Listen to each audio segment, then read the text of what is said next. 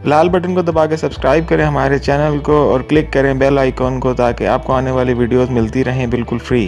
Hit the red button for subscription and click the bell icon for upcoming videos. It's free. ये एक fictional novel है जिसे Albert कैम्यूस ने 1940s में लिखा था, दी स्ट्रेंजर। इसमें जो नरेटर है वही मेन कैरेक्टर है, म्यूरसॉल्ट, जो एक नौजवान आदमी है।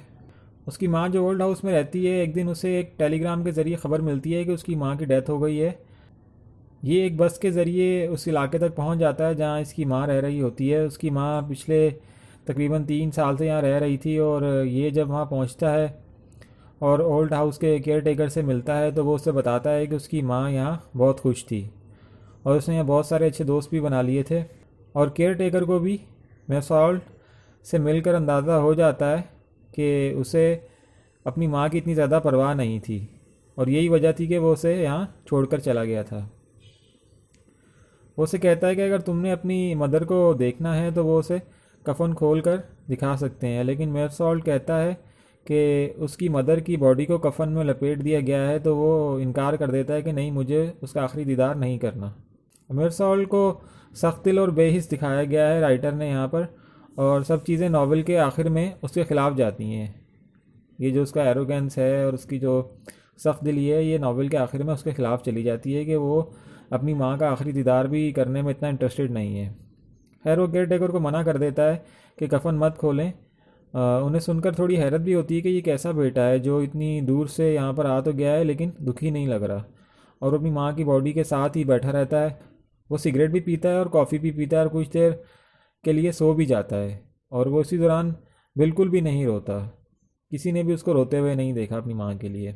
उससे बताया जाता है कि एक आदमी जिसका नाम थॉमस परेज है, वो उसकी मदर का काफ़ी करीबी दोस्त है। वो भी फ्यूनरल में शरीक होगा। उसकी मदर का फ्यूनरल हो जाता है और ये पूरा टाइम बिल्कुल इमोशनलेस रहता है। अगले दिन वो अपनी एक कोवर्कर मैरी के साथ मूवी देखने जाता है और वो काफ़ी वक्त साथ गुजारते हैं। वो बीच पर भी जाता है और स्विमिंग भी करता है। अब मैरी को भी थोड़ा अजीब लग रहा होता है कि कल ही अपनी माँ के फ्यूनरल से आया है और आज मेरे साथ मूवीज़ देख रहा है। खैर, वो सोचती है कि जब इसे ही दुख नहीं है तो मुझे भी दुखी नहीं होना चाहिए और मूवी को एंजॉय करना चाहिए।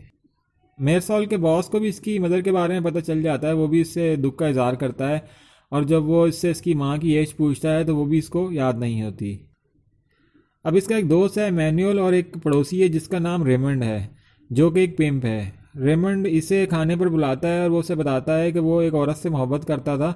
वो उसे धोखा दे रही थी। जब उसे पता चला तो उसने उसकी पिटाई कर दी उस औरत की, और फिर उसके भाई से लड़ाई हो गई। और अब वो उस औरत को दोबारा मज़ा चखाना चाहता है, उसे और ज़्यादा तकलीफ़ देना चाहता है। अगर तुम उसे मेरी तरफ से ख़त लिख दो और किसी तरह उसे मना लो कि वो मेरे पास वापस आ जाए तो मैं तुम्हारा बहुत शुक्रगुजार होऊंगा। तो मेरसॉल उसकी ये बात मान जाता है और वो ख़त लिख देता है। वीकेंड पर मैरी भी उसके फ्लैट पर आती है और उन्हें रेमंड के फ्लैट से शोर शराबे की आवाज़ सुनाई देती है। वो लोग बाहर जाते हैं तो पुलिस आई होती है। रेमंड मेरसॉल को बताता है कि ये वही मिस्ट्रेस है। जब इसने इसे थप्पड़ मारा तो जवाब में उसने भी रेमंड पर हमला कर दिया और तुम मेरे हक में पुलिस में गवाही दे दो। मेरसॉल मान जाता है और मैरी भी जाते हुए मेरसॉल से पूछती है कि वो उससे मोहब्बत करता है तो वो मना कर देता है, लेकिन फिर मान जाता है और उनकी मंगनी हो जाती है।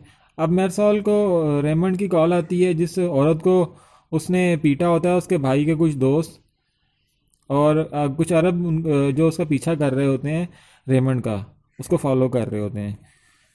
अब मेरसॉल की गवाही की वजह से रेमंड को वारंट देकर छोड़ दिया जाता है। रेमंड इन दोनों को, मेरसॉल और मैरी को, अपने एक दोस्त के बीच हाउस पर इनवाइट करता है। रेमंड का दोस्त मैसन, जिसे वहाँ काफ़ी लोग जानते हैं, वो इनसे बहुत अच्छी तरह मिलता है और रास्ते में इन्हें फिर वही अरब और मिस्ट्रेस का भाई नज़र आता है, लेकिन ये लोग इग्नोर कर देते हैं। खैर, ये लोग बीच पर स्विमिंग करते हैं, खाना खाते हैं, इतने में वहाँ मिस्ट्रेस का भाई आ जाता है और एक अरब उसके साथ होता है।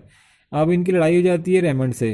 रेमंड ज़ख्मी हो जाता है और मेरसॉल रेमंड की मिस्ट्रेस के भाई को शूट कर देता है और उसे अरेस्ट कर लिया जाता है। और मजिस्ट्रेट और लॉयर उसके र्यूड बिहेवियर के बारे में उससे सवाल करते हैं और वो उससे पूछते हैं कि वो जो केस, तो क्रिमिनल उस केस होता है मर्डर का, लेकिन वो केस की जो प्रोसीडिंग है वो उसकी ज़ाती ज़िंदगी की तरफ चली जाती हैं। और वो उससे उसकी माँ की मौत के बारे में भी सवाल करते हैं कि तुम इतने बेहिस इंसान हो कि जब तुम्हारे अंदर कोई इमोशन ही नहीं है, तुम अपनी माँ के मरने का भी तुम्हें कोई दुख नहीं था।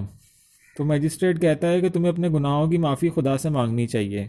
लेकिन मेरसॉल जो पहले ही सवालात से तंग आ चुका होता है, वो मजिस्ट्रेट को कह देता है कि उसे गॉड पर इतना बिलीव नहीं है। ये सुनकर मजिस्ट्रेट गुस्से में आ जाता है और वो उसे एक सेल में भेज देता है। एक दिन मैरी उससे मिलने आती है और उम्मीद ज़ाहिर करती है कि वो छूट जाएगा और वो दोनों जल्द शादी कर लेंगे। मेरसॉल अब जेल की ज़िंदगी तो काफ़ी अपना चुका होता है, उसे आदत हो चुकी होती है। उसे शुरू में बहुत तकलीफ़ होती थी, लेकिन अब वो अकेला रहने का आदी हो चुका होता है। खैर, ट्रायल शुरू होता है और जल्द ही ट्रायल दोबारा उसकी ज़ाती ज़िंदगी की तरफ प्रोसीडिंग शिफ्ट हो जाती है। मसलन उसकी माँ की डेथ पर डिस्कशन शुरू हो जाती है। कोर्ट रूम भरा होता है और वहाँ भी वही बातें होना शुरू हो जाती हैं कि ये ज़रा बराबर भी अफसरदा नहीं था जब इसकी माँ की डेथ हुई। मैरी भी गवाही दे देती है कि इसकी माँ की फ्यूनरल के अगले दिन ही वो डेट पर गए थे और इन्होंने वहाँ पर एक कॉमेडी मूवी भी देखी थी। वो ओल्ड हाउस का जो डायरेक्टर था वो भी इसके खिलाफ गवाही देता है और जज उसे एक मॉन्स्टर और सोसाइटी के लिए ख़तरा करार देकर उसे मौत की सज़ा सुना देता है। मेरसॉल जेल में अपनी मौत का इंतज़ार कर रहा होता है। उसकी फ्यूचर को लेकर सारी उम्मीदें दम तोड़ चुकी होती हैं।